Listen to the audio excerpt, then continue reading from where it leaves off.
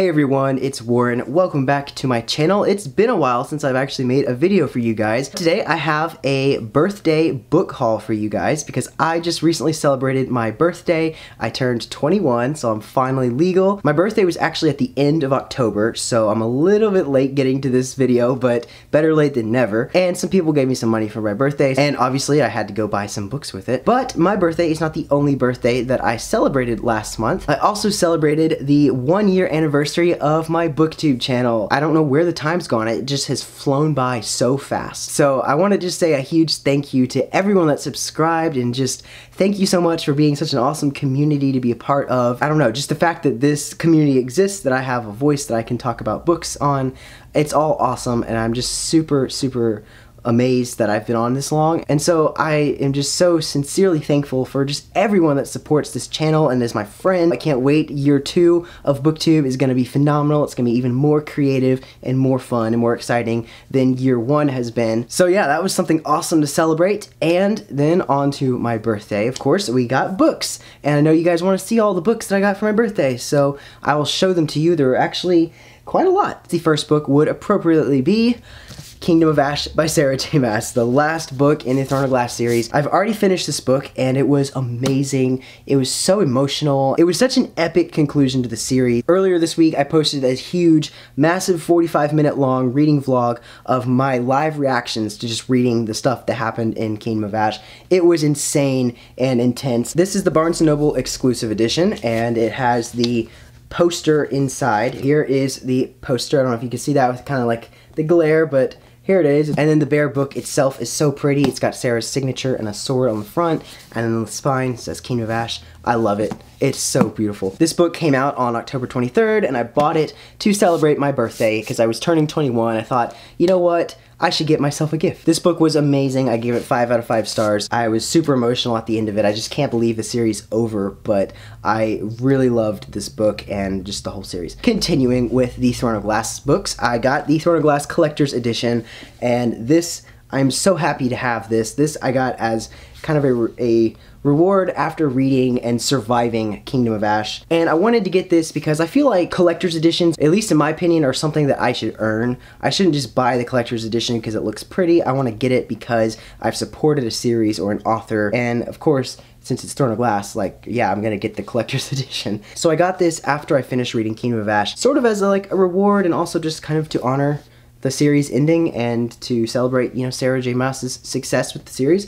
So this is the cover, actually, like the box that the book comes in. It's got the front here, as I've shown you, with the stag of Terrasen, and on the back it has this really awesome like sword crest. But then if you take it out of the thing, it's got this like little string on it here. Then here is the actual book itself. It's so beautiful and shimmery and shiny. I love this copy. It is amazing. So it's got the sword on the front, and on the back it has the Amulet of Orinth on it, which is awesome. On the inside, we actually get an updated map of Aurelia, which is pretty awesome too. And it's more 3D and like detailed, so there's like actual designs and little drawings on like the mountains and the castles and everything. So you have a little bit more of like a detailed map of this world. And the first chapter of the book, there's the sword hilt. It's Goldrin, basically. The Goldrin's hilt on each chapter heading. On the inside is the Eye of Elena in the very center of each page, and on the edge of the page is little word marks. I don't know if you guys can really see that. Either way, it is a beautiful, beautiful edition, and I am just so happy to have this. It's going to be displayed right here on my shelf. I did like a bookshelf reorganization video, and I'm going to post that later this week so you guys can see like how I organize my shelves. But I decided to put basically this book and Kingdom of Ash like right here, kind of to designate my Sarah J. Maas shelf shrine thing. And yeah, this book will be like the centerpiece for it. And moving on, we are not done with the Sarah J. Maas books yet, guys. I did something crazy because I wanted this. So I went on Book Depository and bought the entire series in the UK paperbacks. These are some of the most beautiful books that I have ever seen. I love these UK designs, the white backgrounds, and just how much smaller they are, but like they're still super thick. I love these editions. They're like my prized editions of the series now. First we have the Assassin's Blade, then Throne of Glass, Crown of Midnight, my personal favorite, Heir of Fire. Look how beautiful this book is, guys.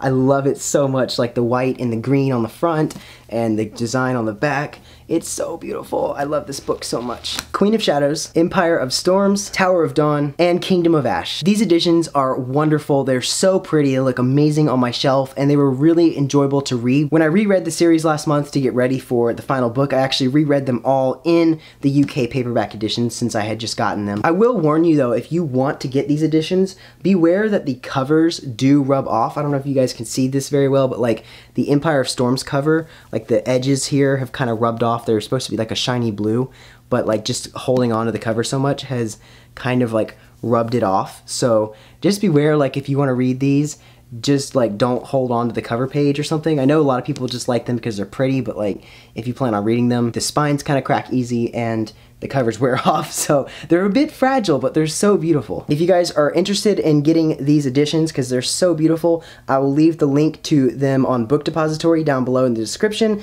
I'm not a Book Depository affiliate. I'm kind of thinking I probably should be now that I have this whole series. That's where I got them from, so if you're wondering like how I got the UK editions, I usually use Book Depository to get any books overseas from Europe.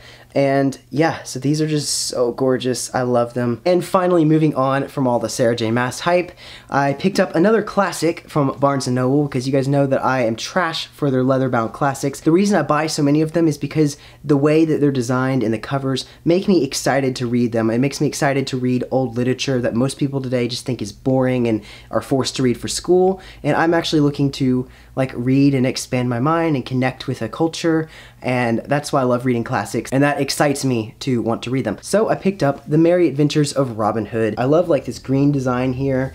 Here's what the spine looks like, and then the back has this beautiful drawing of Sherwood Forest. It has bronze sprayed edges, which is really pretty as well, and they're like super shimmery, and beautiful, beautiful end pages. Oh, I love this so much. Here's like the cover. Robin Hood, Little John running through the forest. I actually don't really know like the true tale of Robin Hood. I've seen the Disney movies, and I know that he's like an English, kind of like an English urban myth. So these are like folklore and tales that have been exaggerated and retold so many times that it becomes kind of its own thing. So it was inspired off of a figure that might have existed if he was called Robin Hood. I just know that that's kind of where it comes from. It's like a urban folkloric myth sort of thing for medieval England. But it's a tale that I've always wanted to read. I just find the story fun and inspiring and cool, and it's British, and you guys know that I love anything like British and European. Not to mention, Robin Hood is notoriously good at archery, and I love archery, so that's another plus. Then on the topic of folklore, I also picked up Halloween Lore by Carolyn Emmerich, and this is a collection of folklore about the origins of Halloween. Halloween is a British pagan holiday, and I wanted to learn about where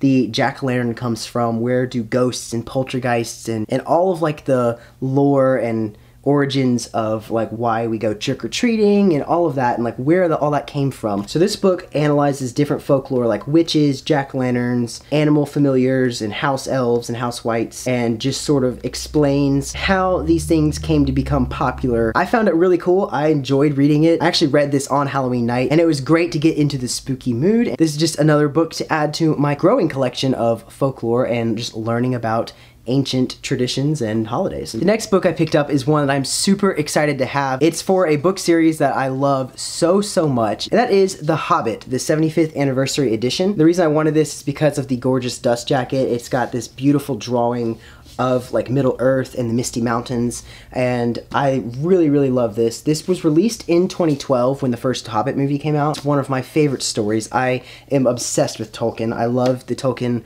Legendarium movie series, book series, and everything. And so The Hobbit is definitely one of my favorite stories. I have read this book I don't know how many times now, but it's a story that has stuck with me since I started getting into the Lord of the Rings universe back when I was like 13 or 14. If you don't know the story of The Hobbit or in Lord of the Rings, I suggest you Google that. But to give you like a brief overview, it takes place in land called Middle Earth, which is basically Earth or Midgard, and it follows a small, quaint little creature named a hobbit, goes on a quest with a bunch of dwarves and a wizard named Gandalf to retake the dwarven mountain of Erebor from a dragon that has stolen the mountain's treasure and guards the entrance to the mountain. So it's all about him venturing across Middle Earth and trying to help these dwarves and finding in himself bravery and courage and stepping out beyond his comfort zone, beyond the Shire where everything is peaceful.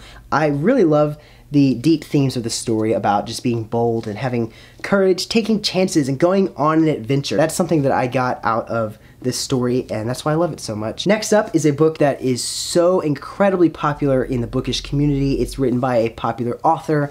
Everyone I know that has talked about this series loves it and is just raving about this series. So I finally decided to pick up the first book, and I will give it a read soon and to see what all the hype is about, and that is Nevernight by Jay Kristoff. This is about a girl named Mia Corvair, and she is out for revenge. So she joins a school of assassins to train herself and build her body into a weapon to exact revenge on the people responsible for her father's death. This sounds so badass. I hear that Mia Corvair is even more badass than Selena Sardothian, and that there's a lot of like brutality and gore in this book, so I'm looking forward to it. This is an adult fantasy, it's not YA, which is even cooler, and Jay Kristoff has been one of my favorite new authors of this year. I read the Illuminae series. As you guys know, I love that series so much, and so I've wanted to pick up more of Kristoff's works. I decided to get this book, and I cannot wait to read this because I hear it is so good, and I hope that I like it because I really want to. I want to like this book. It looks awesome. The cover looks amazing, and I am really excited to be introduced to Mia Corvair and see just what kind of savage assassin she is. I think the next book is coming out in 2019, right? Because I think he had to push it back a year, so now it was supposed to come out this year, but now it'll be out next year. I'm not sure when though, but I'm going to try and read the series so I'll be all caught up by the time the third book comes out in 2019. The next book I picked up was one that caught my eye while I was shopping, and that is The Shadow of What Was Lost by James Islington. And this is also another adult fantasy novel. And I don't really know too much about it. It reminds me, honestly, of like an Iron Age or Bronze Age type of fantasy. It has been 20 years since the godlike augurs were overthrown and killed. Those who once served them, the gifted, were spared only after accepting the rebellion's 4 tenets, which vastly limited their powers. Davian suffers the consequences of a war lost before he was even born. He discovers that he wields the forbidden power of the augurs. He sets into motion a chain of events that will change everything. To the west, a young man whose fate is intertwined with Davian's wakes up in a forest covered in blood with no memory of who he is. And in the far north, an ancient enemy begins to stir. So this sounds like a really cool, mysterious fantasy novel, and I am really looking forward to reading this. It is super thick too. It is like this massive paperback, 693 pages, so almost 700 pages. I've never heard of this series before. I've never heard of this author, so I'm really looking forward to reading this and see if I like this, and that's like super cool to discover a new author with a series that is awesome. The next book that I got is another one that is super popular right now. Everyone is ranting and raving over this duology. I wonder if you can guess what it is. So I decided to get on the hype train and pick this one up too, and that is Strange the Dreamer by Laini Taylor. And I also picked up Muse of Nightmares, which is the sequel. I wasn't planning on getting the sequel because I haven't even read the first one yet, and it was kind of expensive to get both of them, and I wanted to see if I even liked the series first, so I put Muse of Nightmares back on the shelf, and as I was going to check out, I passed by one of those like tables they have set up in Barnes & Noble with lots of YA books, and this one was on the table for 20% off, and so I was thinking, yeah, the universe is telling me to get both of these, so I just decided I would get both of them since they were already discounted. But this series has been one that people are obsessed with. They are raving over it, and it's about a guy named Laszlo Strange who is a librarian, and he studies this lost ancient city that people only remember by the name of Weep. One day, these archaeologists arrive to investigate this ancient ruined city, and the only person who studied it and knows enough about it to be their guide on their expedition is Laszlo himself. And so there's this big mystery that they are trying to understand about what happened to the lost city of Weep, and what happened to some mythical characters and heroes that were involved with the city and perhaps its destruction. It sounds like an awesome mystery fantasy novel. I've just heard nothing but good things about this series, and I am actually intrigued by the plot and just what it's about, so I really want to be getting to this book really soon so that I can be in the loop and like caught up with the conversation of what everyone is talking about and like ranting about. And since this is just a duology, that means that this book and Muse of Nightmares has a lot packed into it because they're trying to tell a whole complete story